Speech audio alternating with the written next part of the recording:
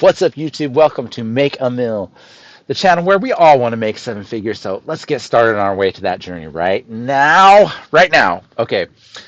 What's up? My name's Yusuf. I have an MBA from Boston U, so it gives me a little bit of credibility. What I'm about to say, today I want to talk to you about inflation and high yield savings accounts and why it's probably a good idea, no matter where you are in your life, what age, what stage, to start trying to hedge against inflation, beat inflation, and at least don't hold your money in cash or in these low yield savings accounts. At least don't burn your money and have this huge opportunity cost. Anyways, uh, inflation. What is it? We all know about inflation. It's all in the news. We all know it. It's presidential races heating up. To what is today? August 13th. Let me see. What's the inflation today? The annual inflation rate for the United States was 3% for the 12 months ending in June. So it's according to Google. So I don't know, whatever. Let's call it 3%. That's about normal. Inflation is generally between 1 to 3%. Is kind of the target that banks and governments and whoever sets the rates all around. Different entities set the rates wherever you are in different ways, and they try to keep it not at zero, because if they try to keep, this is some CFA. I was studying for the CFA a minute ago, but I kind of dropped that. But I learned from that study that if they try to keep it at zero, they could be off. There's like we call it a sensitivity range in B school, and so if you aim for zero, basically what that means is if you aim for zero, it's probably going to be like between -1 and 1. That makes sense, right? But we don't want negative inflation, it's deflation, and that's been happening in Japan for a long time. I think it's actually improving. I think I heard a report the other day it's improving in Japan, that it's starting to, the inflation is actually, although inflation has been so bad for us in the West, in America and Europe, and although I'm in Kuwait, by the way, I say the West, but inflation's real here too, man, for real. But like, in Japan, in a deflationary environment, inflation is a good thing there, so it's kind of welcome there. But I don't know, if you're in Japan, holla at your boy. Going back to the early 2000s lingo. So, anyways, back on to inflation. So 2 to 3%, 1 to 3% is about where we want to see normal inflation, and why it became such a hot topic the last cycle, year or two or whatever. It's because it's been higher than that. It's been 4, 5, 6, whatever. I think it was up to 8% for a month or two last year or something. So you know, think about it this way: if you got $1,000 and you're trying to earn 3%, that's 1030 after a year. So as I give you $1,000, after a year, I get 1030. So that's not that's something, That's but that, like, what inflation means is that every year the value of your money is shrinking. That's the key takeaway. That's the key takeaway from this video. Every year, the value of your money is shrinking. And when I realized that for myself, this was before B school. I realized this, but when I realized this for myself, I got scared. Actually, I was like, "Oh, what do you mean? Like my bank account's going to get lower?" No, no, no. It means that $1,000 every year has less purchasing power. That $1,000 next year, we all know this from going to the store. You go down to the TJ Maxx or the Target or whatever, $1,000 is going to go less next year, and it's going to go even less the year after, and the year after, and the year. So what I'm getting at is if the inflation rate is 3%, you want to be invested at least above 3%. You want to at least not be losing purchasing power over time. So a great way to do that almost automatically is one of these high yield savings accounts. I use personally. I'm not sponsored, no endorsements. This is my first video on this channel. I also have a music channel and stuff, so you can check that out. I do music and construction and studios and stuff, so you can mixing and stuff. And I'm a producer too. But what was I saying? I'm losing my train of thought, man.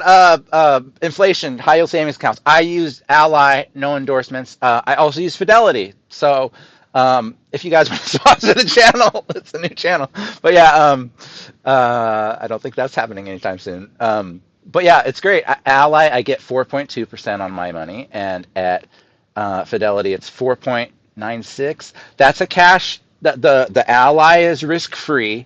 Some more. Here's some more mumbo jumbo. It's risk free. It's just cash. and that's why it's a lower yield. And the 4.96 or 97, or it always changes. Like the Ally changes every month, so the bank adjusts the rate usually every month. I think sometimes they'll change it more frequently, less frequently, depending on the bank and the policy. But um, you know, I'm invested in SPACs and Fidelity. That's a money market. That's not actually a high yield savings. That's a money market. So that's a little bit riskier, but it's like, I mean, basically they're buying, it's like 99% treasury bonds. I'm not going to talk about bonds and bond yields and all that nonsense today, but I'm just saying it's a little bit, there is a chance that it could go down a little in the money market. So that's why you get a little higher rate. But the key thing here is they're both liquid, so you can easily move them. They're just like cash. You don't have to use those banks that I use, and I'll talk more in another video, future video, about like the system I use and how I use this to make money and all the other stuff.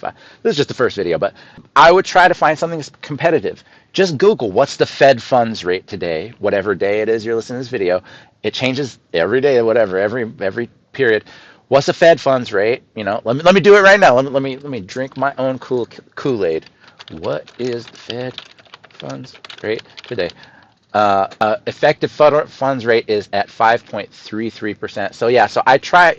So you can't beat. Usually you can't beat it. You know, you've got to buy a bond to beat it. So, but that gives you an estimate. That gives you a ballpark for like, okay, 4.2. Ally's giving me 4.2, so that's like a percent and change below, and that's a significant amount below. But you know, there's reasons I do that, and I'll go into it later. But anyways, the both of those are above 3%, which is the inflation rate. So even if you don't beat the Fed funds rate with your high yield savings account or whatever broker or bank you choose, you're not going to be losing purchasing power. That's the point. We want to be at least at par or slightly above, you know, purchasing power, or way above. Let's get way above purchasing power. Like, why not 10% yields? Yeah, baby. No.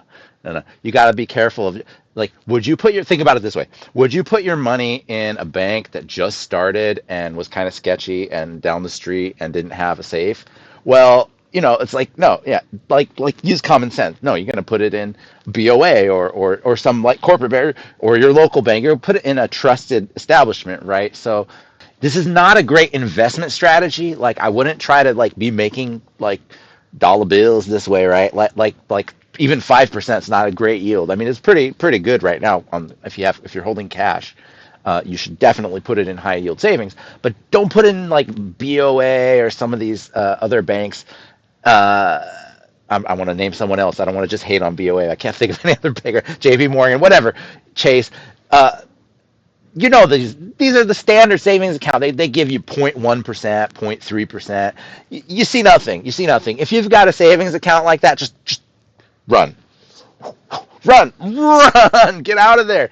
Close that sucker down. That's what I did. Close it down and open up one of these high yield ones. Just Google high yield savings. You'll find a million options. But just buyer beware. You know, select your bank with care. You don't want to select a bank that's going to go out of business. I mean, the thing is these are FDIC insured too, though. So the Ally one at least. The SPACs that I was talking about, the reason it's a little riskier is it's not FDIC insured, so it can go down. So what FDIC means is the Federal Deposit. Oh, let me look this up. I know it's Federal Deposit. What is FDIC? I should know. Federal Deposit Insurance Corporation. There you go. Insurance was the key word. So they insure the banks. So basically, I think it's up to $250,000 if you have a bank account, up to $250,000. In some cases, it's like up to $1 million. And the bank goes out of business or does some shady stuff and lose your money, which happens all the time, right? So choose your bank carefully. The federal government will step in and reimburse the holders of those deposits up to $250,000. So that's why when you get some more money, you got to spread it out. You got a couple bank accounts, you know. So anyways, just to sum up the video, you can basically get risk-free FDIC insured deposits at high yields. So why would you ever go with these, I would call them retail banks accounts, say retail savings accounts that pay you nothing, and pay you below the inflationary rate. So just don't do that. Don't be one of those people that does that, or I'll come find you. So Let me know what you guys think, though. I want to hear from you guys. I want this channel to be like fun. So let me know what high savings accounts are you guys using? What banks are you using? Are you guys using money markets? Are you using? Let me know about your cash. Where are you holding your cash these days? My name's Yusuf. So I'll see you next time. Please subscribe to the channel. Help support, baby. I love you. Let me know. I'm gonna bring you some more information next time. So come on, tune in. See you later. Bye.